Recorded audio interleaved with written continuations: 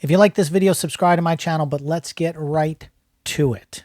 Okay, I'm going to get a lot of flack for this video. I know I will from certain people. But I want to make the case for Kathleen Kennedy and why they should renew her contract at Lucasfilm. It expires this year, and I know a lot of people from a certain side of the aisle of certain fandom wants her gone. But I wanted to say, and a lot of people are going to say, oh, you know, you work in the film industry, Sean, you know, you're a shill. You're just trying to make sure you can be hired on later jobs and all that kind of stuff. Nope. I just wanted to make a case for Kathleen Kennedy. Now, Kathleen Kennedy has been involved in some of the biggest motion pictures of all time. And I'll just go through a list, a short list. I won't tell you all of them because there's so many, it's ridiculous. Gremlins, Back to the Future, The Goonies. Who doesn't love The Goonies? American Tail, Fandango, Who Framed Roger Rabbit, Back to the Future 2, Gremlins 2, Back to the Future 3, Joe versus the Volcano. These are movies that she executive produced. I could go on and on and on and on and on. Indiana Jones and the Kingdom of the Crystal Skull. I know that was a mixed one even for me. But Schindler's List, executive producer on Schindler's List, one of the greatest films of all time. A producer on E.T., the Extra-Terrestrial, The Color Purple, The Money Pit, Empire of the Sun, Christian Bale's first movie. Always, Richard Dreyfuss, fantastic film. Jurassic Park, The Bridges of Madison County, you know, Meryl Streep and Clint Eastwood. Twister, The Sixth Sense, Jurassic Park 3, Seabiscuit, Munich, clearly Steven Spielberg's best film in the last 20 years, Munich. War of the Worlds, The Curious Case of Benjamin Button, The Adventures of Tintin, Lincoln, clearly Daniel Day-Lewis's finest acting performance of his career, and when he retired right after that. The Force Awakens, Rogue One, you know,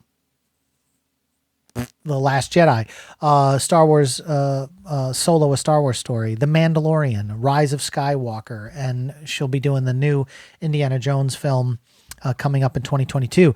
But she was an associate producer on Raiders of the Lost Ark, Poltergeist, Creepshow, Twilight Zone the movie, Indiana Jones and the Temple of Doom, Indiana Jones in the Last Crusade, Inner Space. She was a co-executive producer, Land Before Time. I mean, I could go on and on and on and on and on. Between her and her husband, Frank Marshall, all the Bourne films and all the other movies that he has worked on, Kathleen Kennedy, they've combined, or just her alone, she's been involved with so many multi-billion dollar transactions in the film industry.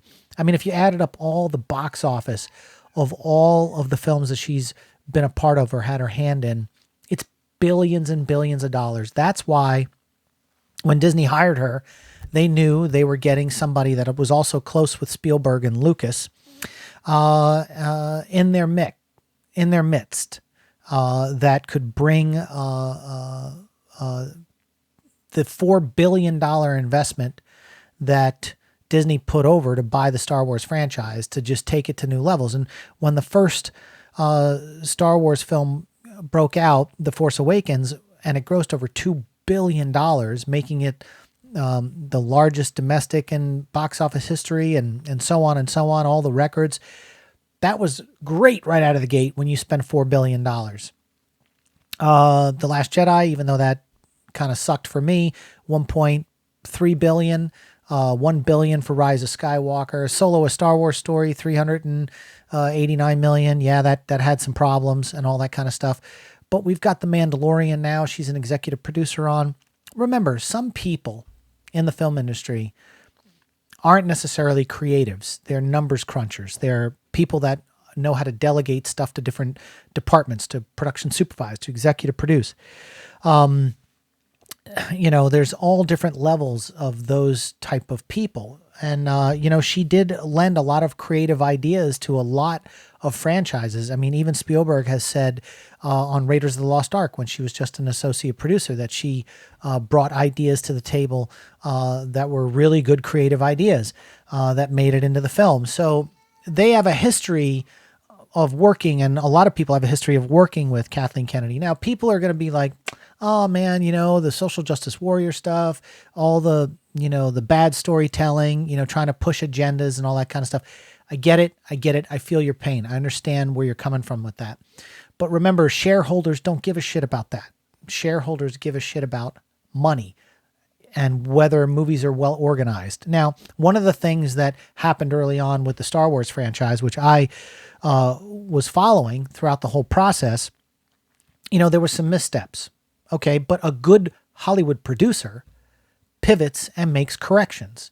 And you could argue that when Gareth Edwards was brought on for Rogue One, everybody loved Gareth Edwards, his passion for Star Wars, his enthusiasm. He had just gotten off of doing Godzilla, which had grossed $500 million at the box office. So right away, the thought process was, if you're going to do these Star Wars stories, you bring in these hot directors that are going to elevate and give their own, brand, bring their own, energy to a Star Wars project. So that theory seemed plausible. I mean, if you were a Hollywood producer and you were trying to find the new blood, you're looking for someone like Gareth Edwards, who just brought in $500 million for a Godzilla film and was pretty damn loyal. I would say more loyal to the Godzilla property than what was done with the Matthew Broderick film. So you have Gareth Edwards, but along the way, like movie producers, they started seeing, because he came from this background of found footage, shaky cam stuff, some of what he was putting out in the dailies, wasn't jiving. And some of the stuff he was doing wasn't jiving. So Tony Gilroy was brought in to do some rewrites and then to reshoot some of the film. To give it a better linear story. And that was the right decision. And Rogue One, some may argue, is the best film of all the new Star Wars feature films that have been made since Disney purchased it. Disney Star Wars, if you want to call it that. Rogue One, hands down, for me, is the best of all of the films so far. And that did over $1 billion. So, people go, yeah, okay, there were some problems there. And remember, with Solo, a Star Wars story, they brought in those two, Phil Lord and those two knuckleheads. I call them the knuckleheads because they're good for the animation. They're good for Lego movies. They're good for those kind of things. I don't think they are good for live action. I didn't see it. But they took a gamble on them. And then there were some problems with Solo, a Star Wars story. Even Alden Ehrenreich, there were rumors that he had complained to people like Kathleen Kennedy that he felt like he was doing a Jim Carrey impersonation than a Star Wars thing, because their workflow was shoot a couple according to the dialogue, then let the actors improv, because they come from that kind of a background. Well, that didn't jive very well, especially with Lawrence Kasdan, who wrote Solo, a Star Wars story with his son. So, they want their words on the paper to be realized. They don't want people improving with Star Wars. It just wasn't a thing. And you got the guy, Lawrence Kasdan, who wrote clearly the best Star Wars film in the entire franchise, The Empire Strikes Back. He understands Han Solo better than anyone else. And, and some could say he understands Han Solo better than George Lucas, who created Han Solo. And you take his words and you start getting all over the map with it, and it pissed him off. And I support the hammer coming down with Kathleen Kennedy on top of those two knuckleheads that were in charge of Star Wars, Solo, a Star Wars story, and giving them the boot. And again, that is what a producer does. When a producer sees problems and there's complaints during production, they make decisions. And that was the right decision. And to bring in a veteran like Ron Howard, who had already worked with Lucasfilm, with Willow, and has had a track record with Lucas going all the way back to American Graffiti, like these guys, they're family. And Star Wars, Solo, a Star Wars story, was, in retrospect, when you watch it, it's a really good film. Is it a great Star Wars film? No, but, it suffered some problems. But not every Star Wars film is going to hit it out of the park. It's just not going to be that way. So there was the case where Kathleen Kennedy made the right decision again, made the right decision with Gareth Edwards, made the right decision getting rid of the knuckleheads. And then you had Josh Trank, who was originally tapped to do the Boba Fett film, which, they kind of pulled the plug on that. And in some respects, I'm assuming that along with Jon Favreau coming on board with Dave Filoni, that what we're getting now with the Book of Boba Fett and stuff like that is probably something similar to what they were thinking about doing on a feature film level. But Josh Trank, I have friends that worked on Fantastic Four, and it was a mess. It was a mess. And when the trade started hearing stuff, and there was stuff that didn't get out that happened behind the scenes with that, Kathleen Kennedy made the right decision again and pulled the plug on doing a Boba Fett film or even bringing Josh Trank into the fold, because once again, he was one of those guys with the found footage, shaky cam film that kind of broke out all during that little era of time where the shaky cam stuff was good. I mean, even J.J. Abrams was doing, Cloverfield and all this other kind. They were doing things with the shaky cam stuff. But then, if you've noticed, Hollywood's gotten away from doing the shaky cam movies. It's jarring. I mean, it was good for a little while there where people got excited about something fresh and something new. But Kathleen Kennedy said, no, look, we're already having problems with the two knuckleheads on Solo. We already had some similar problems with Gareth Edwards just in Vision. And all of these films have to kind of have their own, they have to feel like they're within the same universe. You can only push the boundaries so much. And you look at what they've done with The Mandalorian. As far as I'm concerned, they've really flipped the script on everything that's going on. They made mistakes with the new prequel trilogy or sequel trilogy. We get that. But a good producer in Hollywood pivots, makes decisions, and fixes problems. And that's what's happened since. And everyone is extremely excited about all the new Star Wars coming down the pike. Everyone's really excited and loved what we got with Jon Favreau and Dave Filoni now. And a lot of people are always going, oh, well, they were the ones that really turned it around. Yes, but they also, you have to have somebody in charge. And I'm sure if you sat down and you have Dave Filoni in a corner and you had Jon Favreau in a corner, they would tell you that Kathleen Kennedy is completely on top of what she does as a movie producer. Period. And her track record says it all. Billions of dollars she's made for Hollywood. Billions of dollars. And that's what Disney is now changing their focus. I mean, they didn't get the toy sales that they wanted with the new films because there was some backlash, but all the Black Series Mandalorian stuff is selling like crazy. And again, like if your target audience is not children necessarily, but 40 to 50-year-old males, you have to make higher end toys with really good likenesses and really good production value that collectors want to buy. So, there's some misunderstandings when they wanted to try and reinvent the wheel. And I guarantee it wasn't all just Kathleen Kennedy's fault in some of these decisions. Disney is now in the mix. And, they have their own way of making feature films and stuff. So I think, there's only one of two things that are going to happen when Kathleen Kennedy's contract is up.